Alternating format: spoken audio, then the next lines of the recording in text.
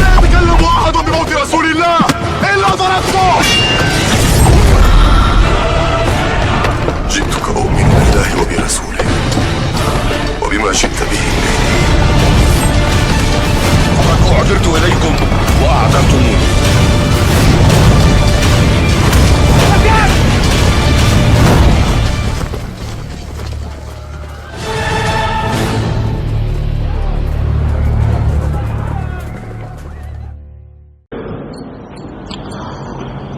Semua kita punya angan-angan, punya cita-cita.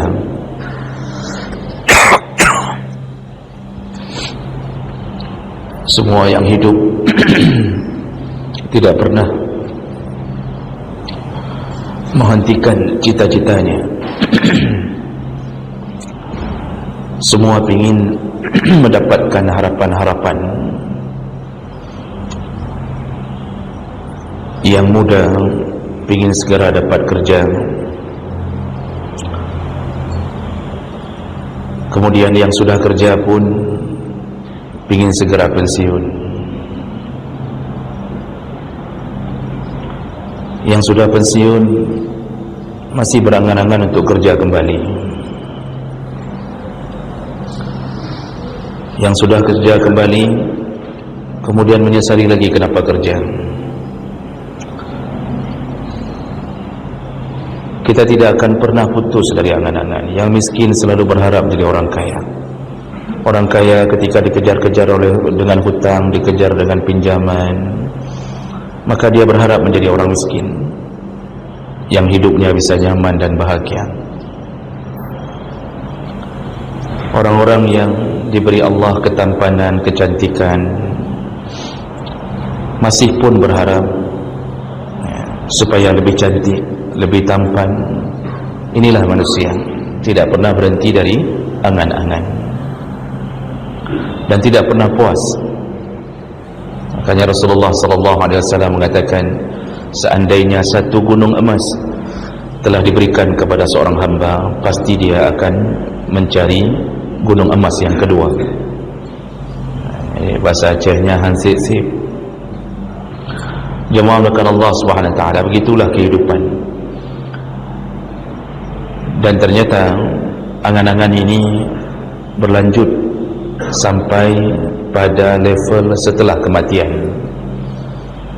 Jadi kita berfikir bahwa orang-orang berangan-angan hanya ketika hidup, ternyata setelah mati pun masih juga berangan-angan. Dan ini yang ceritakan adalah Allah, juga hadis-hadis Nabi sallallahu alaihi wasallam.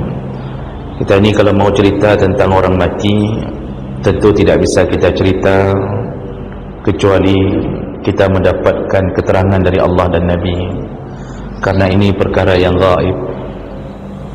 Tidak bisa kita karang-karang kehidupan orang mati, kecuali orang mati itu bangkit menemui kita, menceritakan, baru kita boleh karang. Masalahnya tidak ada satupun orang mati yang menemui kita. Kalaupun dia datang, kita tidak mau temui dia. Maksud itu orang mati belum nak pakak berkhabar tian, nak tim berkhabar apa, tidak mau juga. Jadi andalan kita menceritakan perkara gaib, yaitu dalil dari Allah dan Nabi SAW. Itu yang akurat, yang sangat bisa dipercaya, tidak ada keraguan padanya. Maka mari kita lihat bagaimana Allah menceritakan dan Nabi menceritakan tentang orang mati pun ternyata belum berhenti angan-angannya. Ada dua kelompok.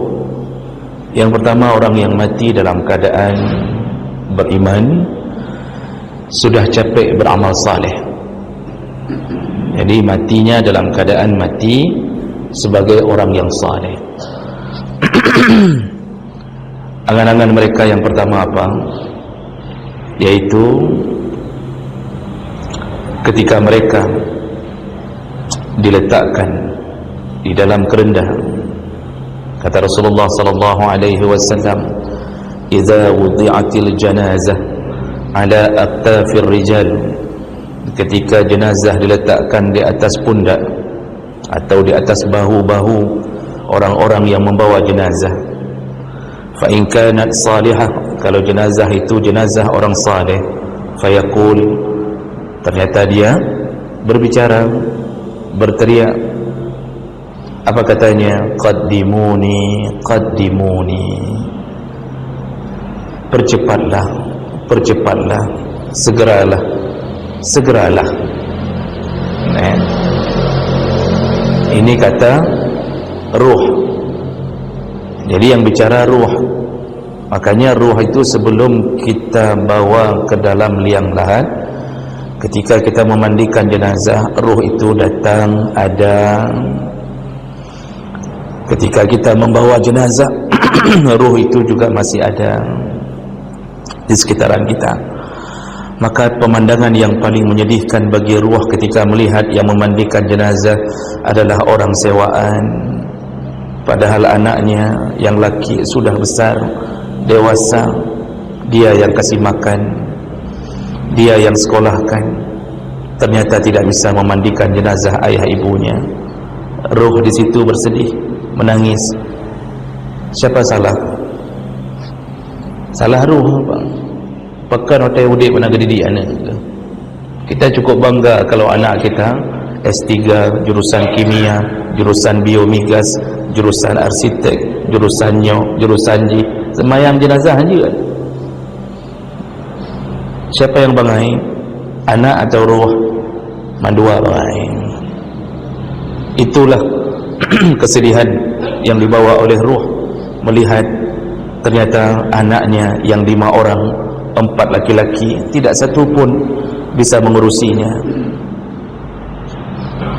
Jadi terpaksa dihadirkan Bilal kampung untuk memandikan jenazah. Lalu kemudian setelah selesai dimandikan, didirikan salat. Ternyata tidak satu pun anaknya bisa menjadi imam untuk salatnya. Di situ kembali kita merasa bersedih, sangat-sangat sedih. Karena yang paling berhak dan paling utama untuk menjadi imam salat jenazah adalah anak sendiri. Bahkan Tengku Imam jangan coba-coba untuk menjadi imam salat jenazah kecuali diizinkan oleh wali. Begitu dalam hukum fikih. Baik Tengku Imam ya langsung dia pegah balung dari imam. Tanya dulu sama anak, cari dulu anaknya. Tidak ada anak, cari yang paling dekat dengan jenazah, ayahnya, adiknya. Kemudian dibawalah jenazah, diantarkanlah, dimasukkan ke dalam kerenda. Disitulah jenazah itu kemudian berteriak. Kalau dia saleh, kata Rasulullah, kalau dia pulang kepada Allah dalam keadaan saleh, maka dia berteriak dengan mengatakan, segeralah bawa aku, berlarilah, baik trik-trik dan baik dipertolong, kata ruh. Jadi ketika dibawa itu dalam fikih sunnah membawa jenazah dengan jalan cepat. Begitu dalam fikih sunnah dalam membawa jenazah jalannya cepat. Karena apa dia berteriak itu? Karena dia sudah lelah di dunia, dia pingin istirahat. Sama lagi urung pak kahek datang hana mepat tempat sudah capek sekali pingin tidur bang. Itu pasti dia katakan kepada siapa saja, sudahlah cukuplah kita berhenti di hotel manapun boleh, ayah pingin tidur, ayah pingin istirahat, kahek tahatnya mana mungkin le ni. Begitulah kondisi ruh yang berangan-angan dan berkata kepada orang yang membawa jenazah, segera, jangan lambat-lambatkan. Makanya tidak ada sunnahnya menunggu anak pulang dari Jakarta, tidak ada sunnahnya menunggu anak pulang dari Malaysia. Kita aneh, demi menunggu anak kita biarkan jenazah bersemayam hampir sehari semalam. Tanya orang pekan anak-anak semiyuk laju, anak Jakarta golong truk, pakai Lion delay 2 jam. Makanya jangan pakai Lion bang. Tunggu anak hanya untuk mencium kening ayahnya. apa manfaatnya? Sedangkan jenazah sudah berteriak-teriak minta untuk segera dihantarkan. Dia tidak peduli anaknya datang atau tidak, karena jenazah hanya butuh istirahat. Dan suara dia berteriak itu, kata Nabi, itu didengarkan oleh semua manusia, la sami'a oleh semua makhluk, didengarkan oleh semua makhluk illa al-insan, kecuali manusia. Lau sami'aha la sa'iqa, kalau sempat manusia mendengarnya, dipastikan semua yang ada di situ pingsan. Kalau sempat teriakan jenazah ini didengarkan, maka pingsan. Kenapa pingsan? Pertama, timbul rasa takut. Yang sempat dia dengar dia urun gemai jenazah, itu bukan dipercepat lagi jenazah, ditiak jenazah. Kalau sempat tiba-tiba terdengar kapu bagah halung, lihat kiri kanan, kah nak pegaba, kah nak pegaba, tak satu pun yang bilang panina lagi apa, tak sampai ke kuburan jenazah itu. Maka tidak diperdengarkan oleh Allah Subhanahu Wa Taala. Dia bermohon-mohon. Jemaah belakang Allah Subhanahu Wa Taala, ini angan-angan pertama dari orang yang saleh. Tapi kalau orangnya tidak saleh, meninggal dalam keadaan tidak saleh, ahli maksiat, wa in kanat ghairu salihah, seandainya bukan orang saleh yang meninggal, dia juga berteriak. Apa teriakannya? Ya wailaha ila aina yazhabuni, celakalah, kemana mereka membawa aku? Maksudnya baik kami dong, baik kami. Kenapa dia berteriak seperti itu? Karena dia tahu ketika dia dimasukkan ke liang lahat, disitulah siksa pertama dimulai. Dulu di dunia disibukkan dengan maksiat, berzina terus-terusan, salat tidak pernah, puasa Ramadan dia tinggalkan, lalu kemudian game judi online sudah menjadi permainan biasa. Titip malam duduk kedai kopi, sepuh sembahyang witir tidak pernah, duha tidak pernah, tahajud tidak pernah, Quran selama 50 tahun tidak satu halaman pun terbaca. Jangankan salat, jangankan menginjak kaki di masjid, di rumah pun tak salat. Maka timbul rasa ketakutan pada jenazah ini, pada ruh ini, sehingga dia mengatakan, baik kami dong, jangan bawa saya, jangan bawa, biarkan saya di ruang tamu. Siapa yang mau dengannya di ruang tamu? Istrinya tercinta pun mengatakan, pun baik meme, kedai kami haju. Tidak ada lagi pak cinta pada waktu itu. Jadi jangan fikir bahwa kita akan terus-terusan dikenang-kenang oleh orang-orang di rumah kita. Tidak ada. Tidak ada satu malam pun ada orang yang mau tidur di samping kita setelah kita meninggal dunia. Semuanya berharap-harap semoga jangan lagi di rumah. Ini sudah melewati sekian jam, jangan lagi di rumah, bawa saja, bawa saja. Padahal istri itu dulu kita yang kasih uang belanja. Waktu dia minta tambah uang belanja tiap bulan pun kita kasih. Waktu dia minta beli emas tambahan pun kita kasih. Waktu dia minta jalan-jalan ke Gunung Salak pun kita bawa. Dumpung, dia beli make up, kita yang beli. Dia mau makan apa, kita yang beli. Kita sedang berada di luar, dipesan tolong bawa mie goreng, kita yang beli. Tapi Masya Allah, satu malam pun dia tidak mau lagi bersama kita. Itulah manusia. Jangan fikir bahwa anak-anak kita akan terus-terusan bersedih untuk mengenang kita. Tidak apa. Hari ketiga mereka sudah dengan latu-latu. Mereka tidak lagi berfikir tentang ayahnya. Apalagi kalau ibunya sudah punya ayah baru. Mungkin ayah baru lebih bagus daripada ayah lama. Lebih baik ayah lama kriat mati, ayah baru Masya Allah dermawan. Mana ada anak yang mengenang-kenang kita? Foto kita dalam rumah dibalik, Pak. Ya, sudah dibalik, wajah kita menghadap ke dinding, bukan lagi menghadap ke ruangan. Subhanallah, kamar yang kita pakai bersama istri ternyata sekarang dipakai oleh laki-laki yang lain. Bagaimana nasib kita pada waktu itu? Bertambah-tambahlah kesedihan.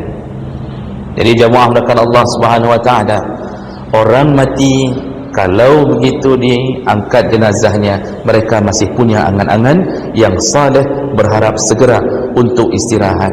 Istirahat dari apa? dari kelelahan dunia, min nasabid dunia. Orang saleh itu capek apa?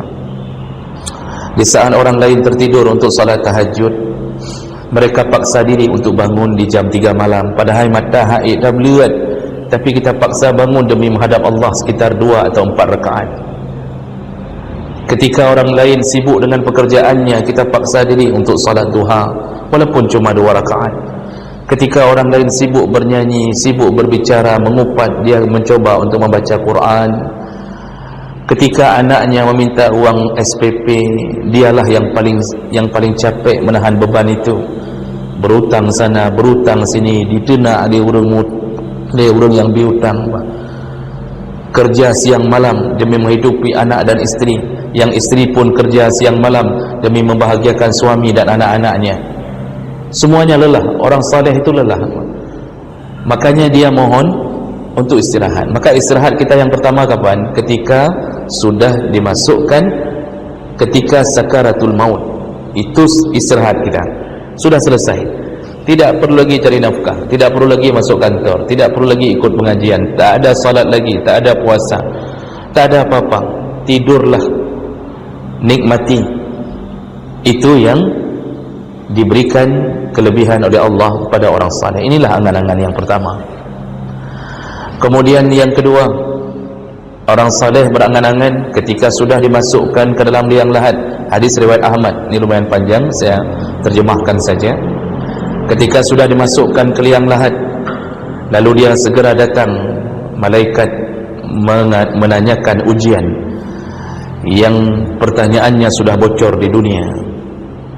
Ya, sudah bocor duluan, Nabi yang membocorkannya. Nabi mengatakan, kita ditanya cuma 3 pertanyaan: siapa Tuhanmu, siapa Nabimu, mana imammu? Allah, Muhammad, Al-Quran. Ya. Pertanyaan ini begitu selesai dijawab, apa yang terjadi?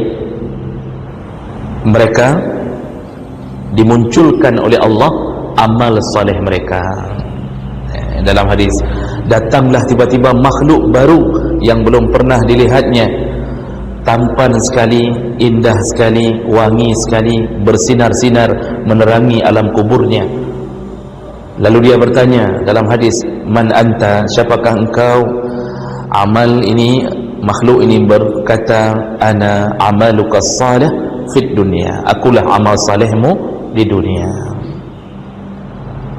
Dan dialah yang menemani kita sampai tiupan sangkakala. Bersamanya lah kita di alam kubur. Jadi apa angan-angannya ketika sudah tahu keadaannya begini? Jadi kemudian nanti dalam hadis itu disebutkan, ketika Allah sudah memvonis bahwa hamba ini akan menjadi penduduk surga, lalu kemudian diturunkanlah makanan dari surga. Jadi di kubur itu sudah mulai istirahatnya seperti istirahat di hotel. Hotelnya hotel bintang 1000. Diturunkan makanan dari surga, kata Nabi. Lalu minuman juga dihantarkan dari surga. Lalu kemudian disediakan spring bed dari surga. Kita istirahat, betul-betul istirahat. Kalau tidak percaya, mati dulu. Bagi yang tidak percaya, sah anda tak patih, usaha mati deh. Kalau saleh, tiada keraguan pada kalam Nabi. Karena Nabi kalau menceritakan sesuatu, wa ma yantiqu 'anil hawa in huwa illa wahyu yuha. Nabi itu kalau bicara bukan dengan nafsunya, dia bicara dengan wahyu.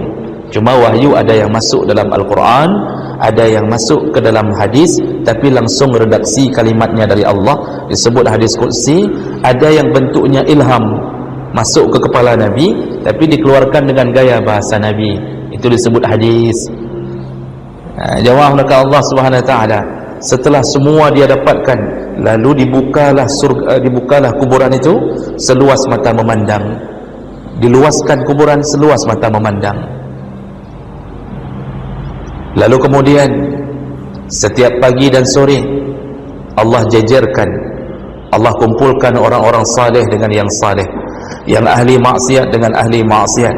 Orang saleh kemudian diberi tontonan oleh Allah, nonton bareng. Apa yang mereka nonton? Nabi yang mengatakannya, yaitu diizinkan melihat keadaan surga. tapi cuma baru boleh melihat, belum boleh masuk. Prosedurnya harus tunggu dulu. Tunggu apa? Tunggu tiupan sangkakala pertama, diiringi nanti tatba'uhar radifah, sangkakala kedua yang membangkitkan kembali. Tunggu dulu, berdiri di padang mahsyar 50.000 tahun. Tunggu dulu yaumul mizan, yaumul hisab. Kemudian barulah naik ke atas titian sirat.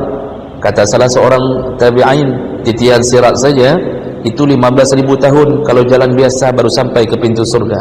Kalau jalan biasa, kecuali orang-orang yang beramal saleh, masih lama. Maka masa penungguan itu lama sekali. Setelah mereka diizinkan melihat surga, kata Nabi, setiap petang, setiap pekan dan pagi dan petang diizinkan melihat surga. Semua orang saleh yang belum bisa masuk surga tapi sudah lihat begitu takjubnya dengan surga, mereka di situ berangan-angan. Apa kata mereka? Ya Allah, percepatlah kiamat. Semua berteriak-teriak. Lagi ada yang nonton bola, kenapa? Tergerup-gerup waktu masuk gol, kan? Mereka itu berteriak-teriak semuanya. Apa teriakannya? Ya Allah, percepatlah kiamat, percepatlah kiamat. Kenapa mereka meminta itu?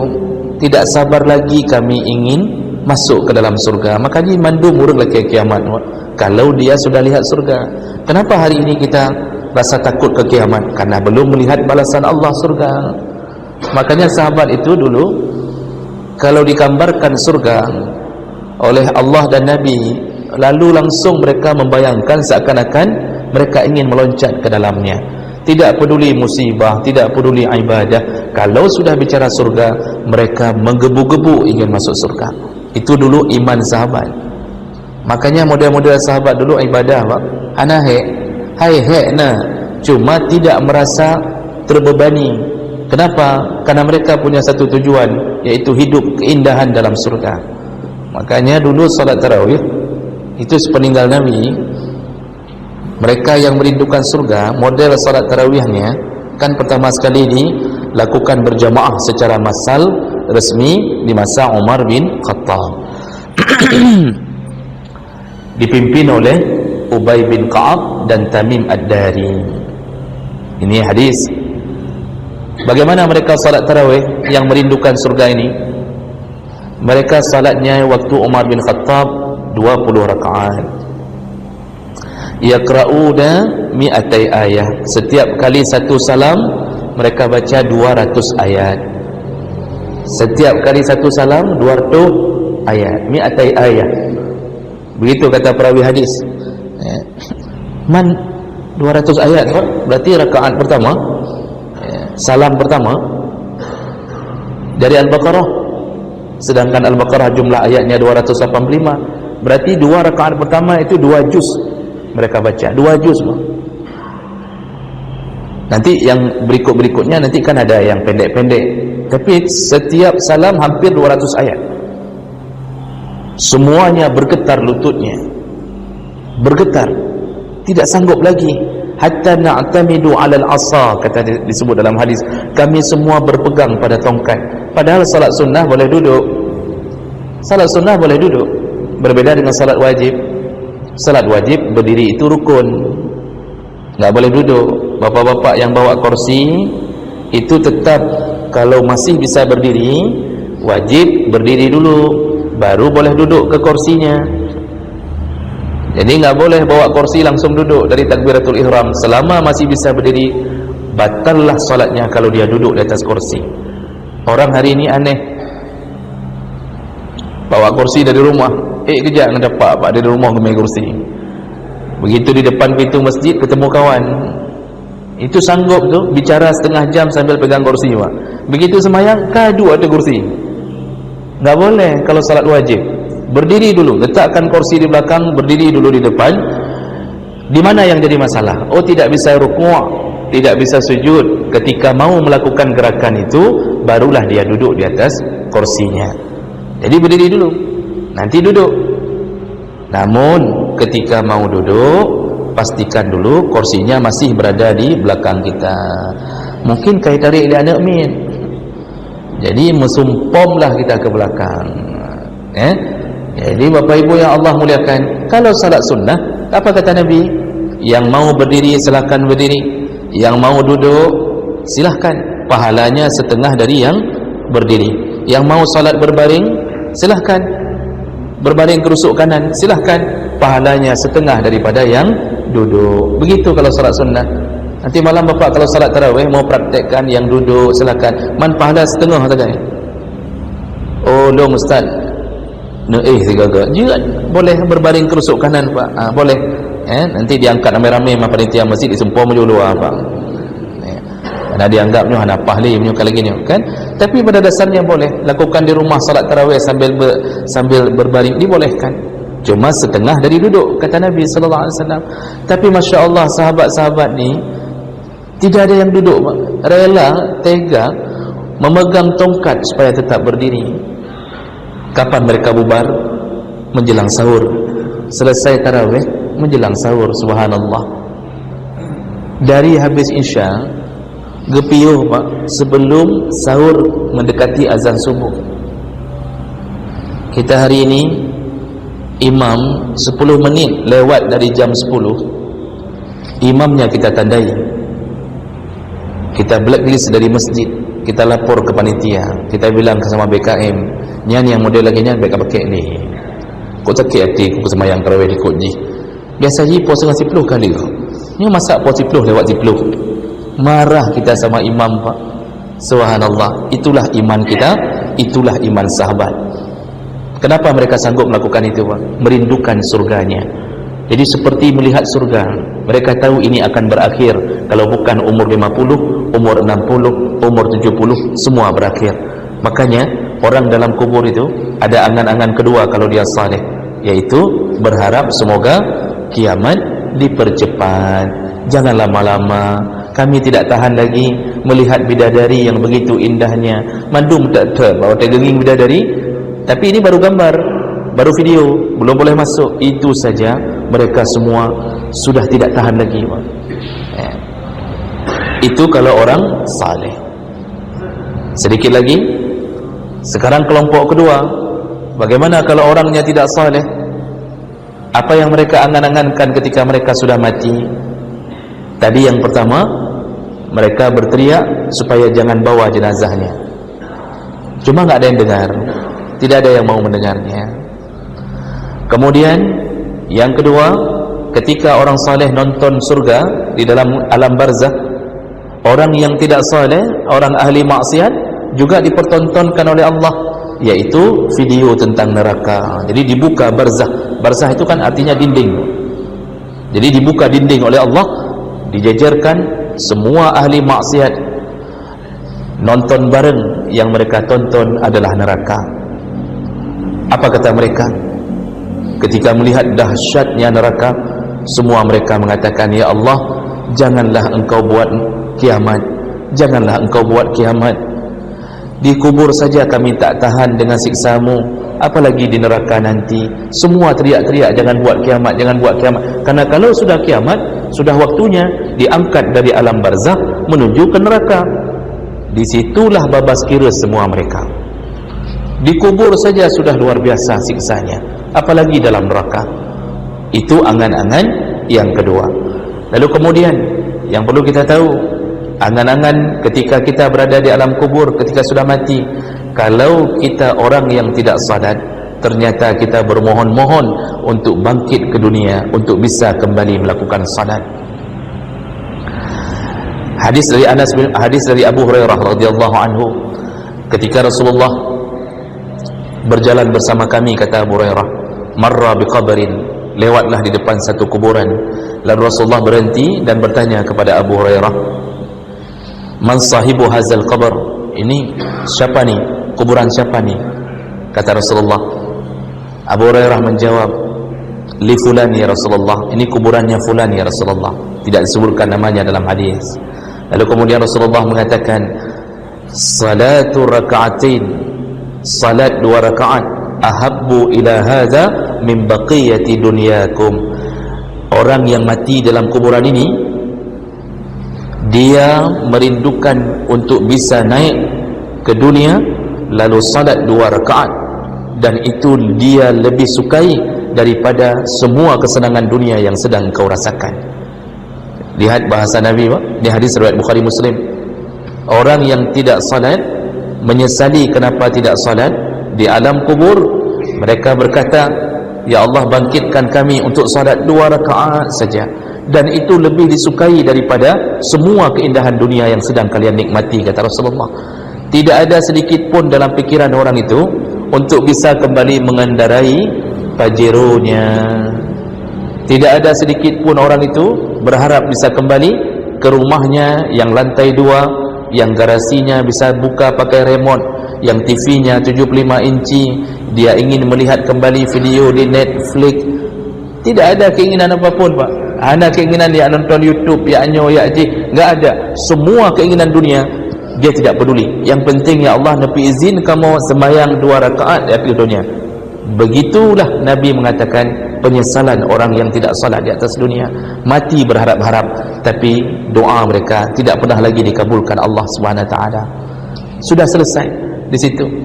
Makanya ketika meninggal, jangan pikir doa kita kembali dinaikkan, lalu dikabulkan, masuk lagi ke dunia. Tidak ada itu. Maka berhati-hatilah meninggalkan salat, karena Allah telah mengatakan dalam surat Maryam, nanti di akhir zaman akan muncul kelompok besar-besaran, fa khalafa min ba'dihim khalfun, akan muncul kelompok besar-besaran, kata Nabi, kata Allah, adha'us salah, mereka beramai-ramai meninggalkan salat. Wattaba'us syahwat, bukan hanya meninggalkan salat, mereka juga memenuhi syahwat mereka. Coba lihat hari ini, Pak.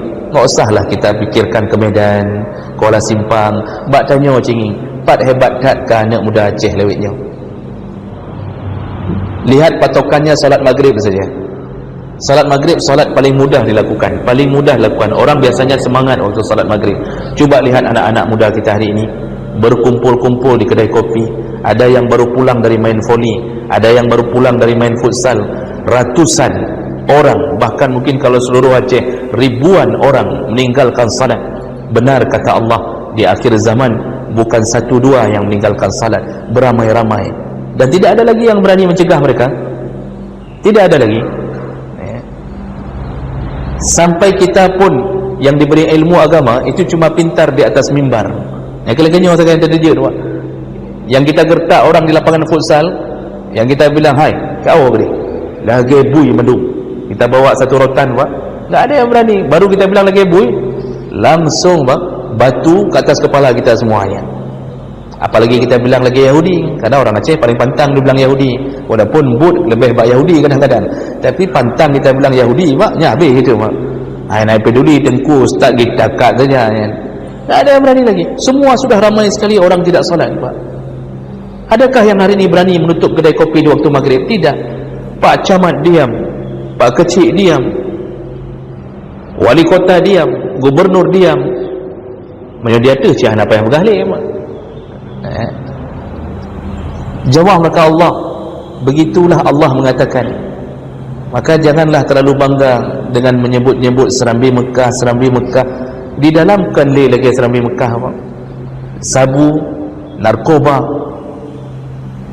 Jawab maka Allah. Ini angan orang yang menyesali karena tidak salat. Lalu yang kedua, ini hampir selesai, Pak. Hana trip. Kira-kira si jam tu tak boleh. Yang kedua, kata Rasulullah sallallahu, kata Allah Subhanahu Wa Taala, orang yang paling menyesal ketika sudah mati yaitu orang-orang yang dulu tidak bersedekah. Tidak bersedekah. Allah sebutkan dalam surat Al-Munafiqun. Kata Allah, wa anfiqu mimma razaqnakum min qabli an ya'tiya ahadakumul maut fayaqulu rabbi laula akhartani ila ajalin qarib fa asaddaqa. Kata Allah, infakkanlah hartamu sebelum datang waktunya engkau mati, dan infak itu dari rezeki yang kami beri, mimma razaqnakum, bukan dari uangmu, kata Allah, bukan dari hartamu. Nyan penglung kepada Allah, nyan penglung engkau infak dari penglung kan pengkah yang ke Allah. Kira-kira menang ke punya terjemah dalam bahasa Aceh, Pak. Sebelum datangnya mati, segera infakkan, kata Allah, segera infakkan. Lalu orang-orang yang sudah mati, fayaqul, enggak sempat sedekah, kerit luar biasa apa? Tidak sempat sedekah. Apa yang mereka katakan? Rabbi, laula akhartani ila ajalin qarib. Dari waktu datangnya malaikat maut di hadapan mata mereka, mereka langsung mengatakan, ya Allah, tundalah kematianku sebentar saja. Sebentar saja ya Allah. Jadi begitu nampak malaikat maut di depan kita, itu kita mulai berbicara dengan malaikat maut. Apa yang kita minta kalau kita orang yang tidak pernah sedekah atau sedikit sekali sedekah kita? Ya Allah, tundalah kematianku sebentar saja ya Allah, 5 menit saja. Untuk apa? Fa'asaddaqa, biarkan aku bersedekah. Maksudnya jangan dulu dicabut nyawaku 5 menit, mentang nepiuh 5 menit, wahai malaikat maut, nepiuh sian. Dia ingin bangkit, dia ingin sedekah segera. Waktu itu seakan-akan semua harta dalam ATM-nya dia akan temui panitia masjid. Necok mandum harta andung dalam ATM, membangun masjid. Seakan-akan itu yang dia akan katakan. Tapi sekarang kita apa? Begitu diminta sama panitia masjid, kita butuh bantuan buka puasa, kita butuh bantuan AC untuk diservis, kita butuh bantuan, enggak ada yang kasih. Celengan lewat di depan Pak, lewat saja celengan. Ya. Kalaupun kita beri waribai juga Pak. 2 ribu membuat apa? Servis AC hanjit, buka puasa cuma 2 kerap. Risau sagai Pak, nyapi menyoga demang belau nganyan. 2,000 Pak, Masya Allah. Tiap masuk masjid 2,000, tiap masuk masjid 2,000. Seharusnya paling kurang 10,000 lah. Ini ada yang sama sekali kadang-kadang tidak pernah beri Pak, tidak pernah beri. Padahal Allah yang buat celengan itu bergulir. Kan Allah yang izinkan celengan itu di depan kita. Tiba-tiba kita lihat celengan, enggak pernah kasih. Jadi kita dapat pahala apa? Pahala dorong-dorong celengan cuma Pak. Tinuk dong gede. Ya, cuma itu dapat sedikit sekali ube ane okey Pak, ube okey saja. Subhanallah. Maka orang-orang yang seperti ini tidak pernah wakaf ke masjid, tidak pernah mau memikirkan tentang kehidupan anak yatim, fakir, miskin. Kerit luar biasa, kerit. Tanah melimpah ruah, kebun sawit Masya Allah, ribuan meter, semua banyak, rumahnya banyak. Rumah kos-kosan yang dia buat itu 10 pintu Pak, sedekah enggak ada ya. Hartanya banyak, mobilnya banyak, Hondanya banyak, istrinya pun istrinya pun enggak sedekah maksud saya. Bukan istrinya pun banyak, kan? Kadang enggak enak sama yang di belakang layarnya nama. Jadi Bapak Ibu yang Allah muliakan, begitulah penyesalan yang terjadi. 5 menit dia minta waktu, seakan-akan kalau diberi oleh malaikat, okey, kata malaikat, ku tunda 5 menit pun anda ucapkan nilai nyan bagah tak ya Allah, dia akan berpesan pada isteri dan anaknya, nyan mandung penglung wasit dong, nyan juk kan yatim, juk ku fakir miskin, juk ke dia. Tapi sekarang ketika kita masih banyak diberi waktu, kita tidak mau bersedekah. Disuruh hantar makanan berbuka pun kita cari yang buruk-buruk Pak. Kita cari bohrorum, kita antar ke menasah, ke masjid yang tidak ada gula merahnya. Wadah dikap itu bi angin, subhanallah. Bohrorum yang dimertuh tak minta Pak. Begitu pelitnya kita ya. Isteri benci pada suami yang begini, anak benci pada suami begini. Ketika suami kerit pulang Pak, kalau suami kerit pulang, itu anak dan isteri tidak ada yang mau buka pintu. Isteri mengatakan, "Nak, kau buka pintu ya, apa taanya kaiwa?" Anak pun mengatakan, "Hai mak nak buka kerana, hai kamu ayah taanya ni wa." Enggak ada apa-apa, kerit sekali Pak, enggak ada apa-apa. Tapi kalau ayah yang sering sedekah, sayang isteri, sayang anak, itu berlomba-lomba buka pintu. Begitu terdengar suara motor masuk, lomba-lomba. Si Umi mengatakan, "Nak, buka pintu, ayahmu pulang." Karena anak sudah tahu di tangan ayahnya kalau bukan martabak, mie goreng, bakso, sekali-sekali pizza 1 meter Pak. Asal 2-3 lah kira-kira. Semua bahagia. Ada es krim, ada macam-macam. Itu orang yang sedekah. Sedekah untuk keluarga lebih utama daripada sedekah pada yang lain. Ini tidak. Kadang-kadang kita diperangu oleh setan Pak. Kalau untuk isteri orang, oh Masya Allah, begitu gajian, untuk isteri orang di kantor kita tanya mau makan apa, mau makan apa, ini pakai mie goreng pakai daging atau pakai udang. Itu kalau untuk isteri orang di kantor kita apa? Mandum datanya traktir semuanya. Kita tanya mau bakso yang beranak atau yang tidak beranak, kata kita. Kalau untuk isteri sendiri enggak pernah ditanya, cuma beranak saja. Ya. Maunya kan untuk isteri dulu, gaji pertama untuk isteri, untuk anak, untuk orang tua. Itu orang sedekah, disayang oleh semua orang. Malaikat sayang, orang sayang. Tapi kalau orang kriat, Pak, jangankan Allah dan malaikat, manusia pun benci. Bapak kalau berteman dengan orang kriat, diajak ngopi, ajak kopi, lega tak pakat dia kopi, tanya tapi yang bayar. Kita selalu yang bayar. Mau kita ajak berikutnya, Pak? Tidak. Pasti kita akan diam-diam. Kita japri kawan-kawan kita yang sesama ahli sedekah.